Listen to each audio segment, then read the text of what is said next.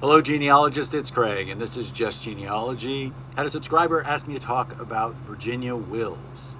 Well, that's a pretty hefty subject from the perspective of what's available. So what I'm really actually going to focus on only today is largely what indexes are available to Virginia wills. Now, I use these indexes in a variety of different ways. One, a will gives me an index to a will, gives me a pretty good idea about where somebody might be located in regards to what county.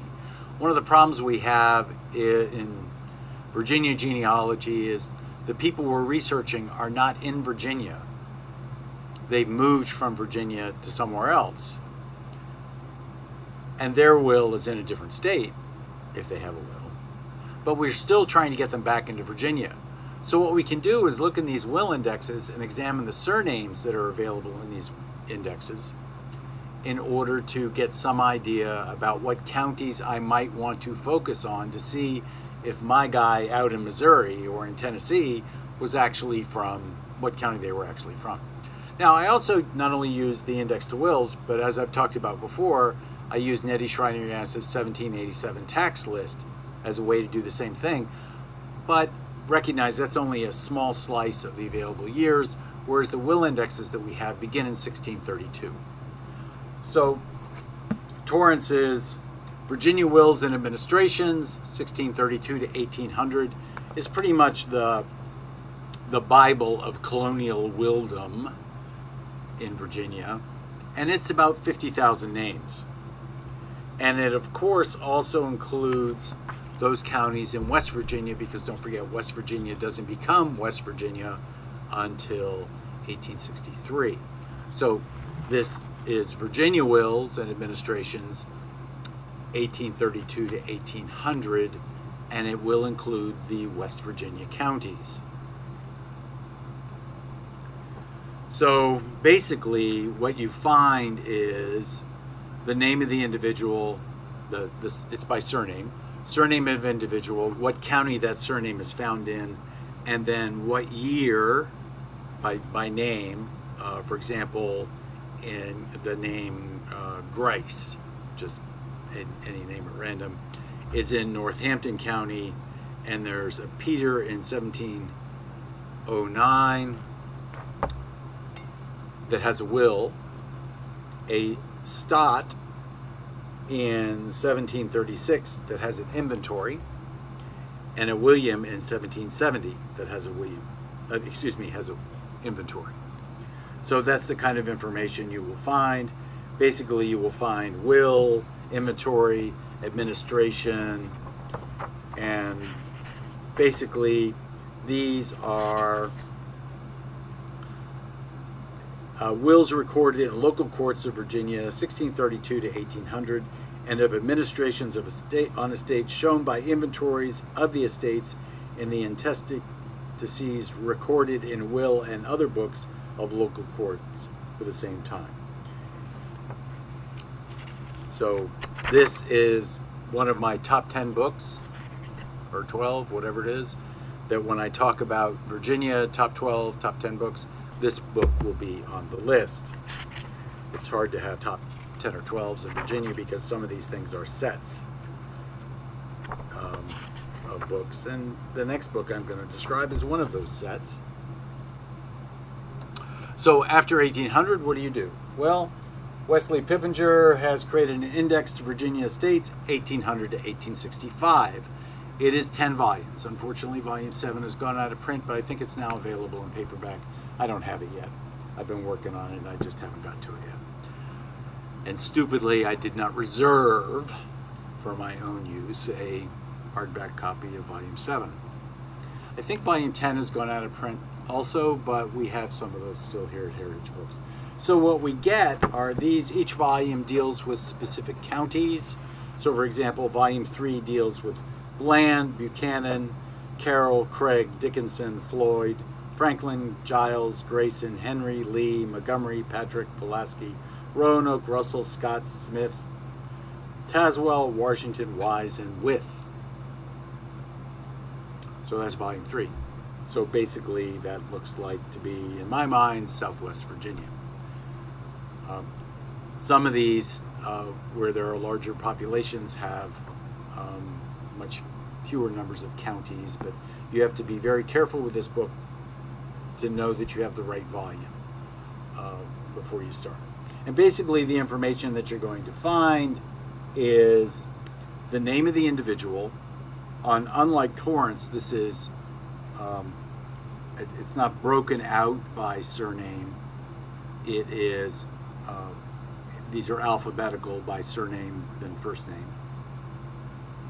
And we have various kinds of probate instruments that torrents didn't include. So what we have are things like trust deeds, wills, sales, accounts, appraisals, settlements, dower, those kinds of things. And we get the name, the county, the type of record, the year of the record, and where the record is found. So, for example, Benjamin W. Lack, is in Montgomery County, and there's a trust deed in 1823, and it's found in Will Book 4, page 28. 10 volumes, of which unfortunately 7 is, I believe, currently out of print. It may have come back into print as a paperback. So that takes us up to 1865. And that's about as far as we're going to be able to go with the indexes. But there's some additional things that are going to be useful to you. Pippinger has also put together a lost will index. Now, these are records that he didn't find. Oh, I should back up. Records that the errata associated with the records of the Virginia Estates 1800 to 1865 is in volume 10. So it's important that you not only own the volume for the county that you care about, but that you also own volume 10, since it's a cleanup. But in addition to that, we have Virginia's Lost Wills, an index by Wesley Pippinger, and he basically went and looked at everything that he could find. He considered a lost record in two different ways. First, as an item from a location where the court records have been destroyed, and in Virginia we have many burned counties. And second, for records that are found in unexpected places, oftentimes far from the point of origin. So this is a work about wills and their whereabouts. And it also abstracts or transcripts wills that have been found or published in periodicals. So he consulted numerous sources, most of them in the Library of Virginia, to get to where he is. And it's pretty much in the same format as the index, the 10-volume set of indexes that he did. Basically, name, location, type, year, and what the reference is. Of course, the references are a little bit more unique as compared to what he and Torrance had used previously, because there are so many sources that he's pulling on in order to come to these wills for us. So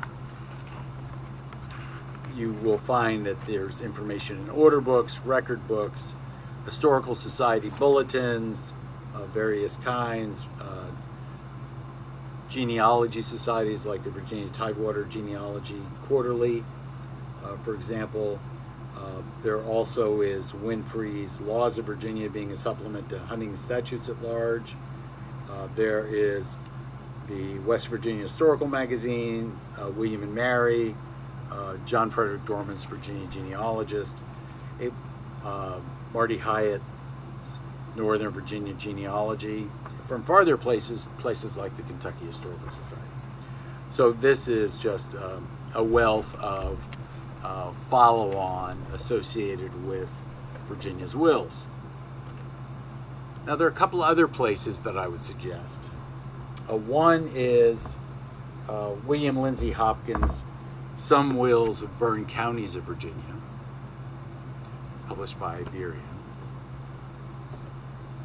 And it is abstracts of the wills that Hopkins was able to find. He also sources where they are found.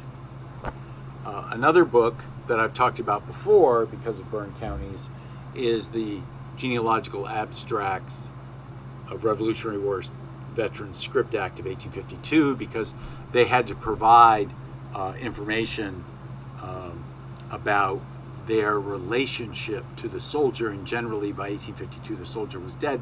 So usually they might include a court record or a will. So for example, abstract number 414, Thomas McLennan, a soldier in the Virginia Continental Line, the Princess Anne County, Virginia will of 2 April 1806 to September 1806, so written, proven, is identified. And the unfortunate part is the only information that is going to be found in this is the names that are found in the will and their relationship to the testator. So we again have many burned counties, and the wills, the actual wills, are located in the Bureau of Land Management Records, entry number 4, if you want to get to the original will that is being abstracted. Use that as a finding aid to get to it. And then just as a sample, there are, of course, individual will indexes. We have one for Loudon. We have one for Norfolk, Collection of Unrecorded Wills by Elizabeth Wingo.